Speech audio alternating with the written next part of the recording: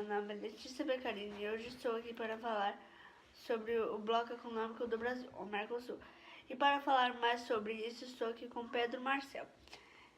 E dentro desse bloco estão os países da América do Sul: Brasil, Argentina, Paraguai, Uruguai e Venezuela.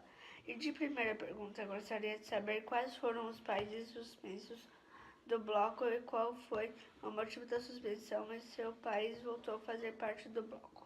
Em 2012, o Paraguai foi suspenso do bloco após o impeachment do presidente Fernando Lugo, deixando o Paraguai com uma ausência de autoridade, assim quebrando o protocolo de Usha. Em 2014, o Paraguai voltou a fazer parte do bloco após o processo eleitoral verdadeiramente democrático. E já em 2 de dezembro, se eu não me engano, de 2016, ocorreu outra suspensão no bloco, mas dessa vez foi da Venezuela. O Mercosul, ele anunciou suspender o país por ruptura na democracia democrática, assim como o Paraguai, quebrando o protocolo de Usha em função das ações do governo de Nicolás Maduro, e só poderá voltar após a mudança do regime e eleições democráticas. E o que é o protocolo de Usha? O protocolo de Usha, ele é um protocolo em que preza pela democracia.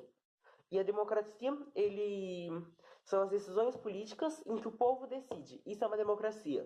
Um lugar democrático é onde tem vamos supor, o presidente do país, e o presidente do país é eleito por votos pela população, entendeu?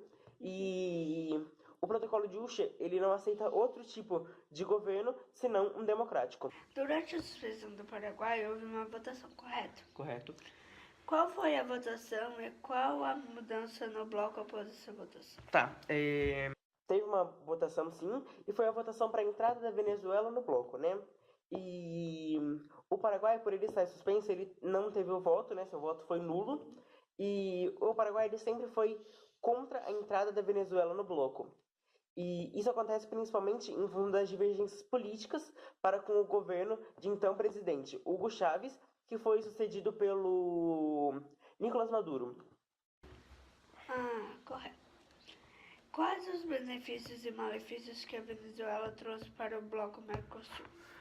A entrada da Venezuela, ela aumenta os limites econômicos do bloco por ser a terceira maior economia da América do Sul e um dos maiores produtores e exportadores de petróleo do mundo, o que amplia a capacidade de influência dos países do Mercosul.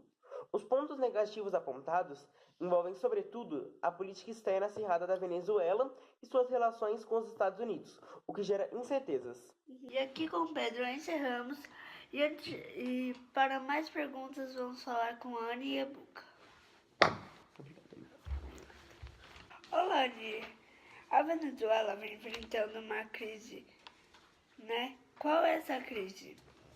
A Venezuela vem passando por uma crise há 5 anos, após a morte do presidente Hugo Chávez. Começou com a queda do barril do petróleo, principal produtor de exportação do país, falta de produtos básicos, disputas políticas e o aumento drástico na inflação. Nicolás Maduro, sucessor de Chávez, convocou a troca de constituição como medida para conter a crise e os protestos, mas causou o efeito contrário, criando ainda mais tensão entre o governo e a oposição, já que o segundo grupo afirma que esta é uma alternativa de o governo dissolver os poderes do Estado contrários ao executivo do Estado e de prolongar o que foi chamado de autogolpe pela oposição. Essa disputa política deixou um rastro de corpos com números alarmantes, com mortes entre opositores e pessoas favoráveis ao governo, e causou uma crise migratória de venezuelanos miseráveis para os países vizinhos da América Latina, principalmente o Brasil. Cerca de 50 mil venezuelanos entraram aqui após o agravamento da crise política e econômica no país. Agora vamos para a nossa última pergunta, mas não menos importante. Qual é o outro grande problema que o bloco vem enfrentando? Outro grande desafio do bloco é a questão das fronteiras. O Brasil, por exemplo, tem uma fronteira de cerca de 3.700 quilômetros com os demais países do bloco, ao longo da qual diariamente são realizadas diversas atividades econômicas e sociais, turistas que visitam países vizinhos, caminhões que transportam mercadorias e pessoas que trabalham do outro lado.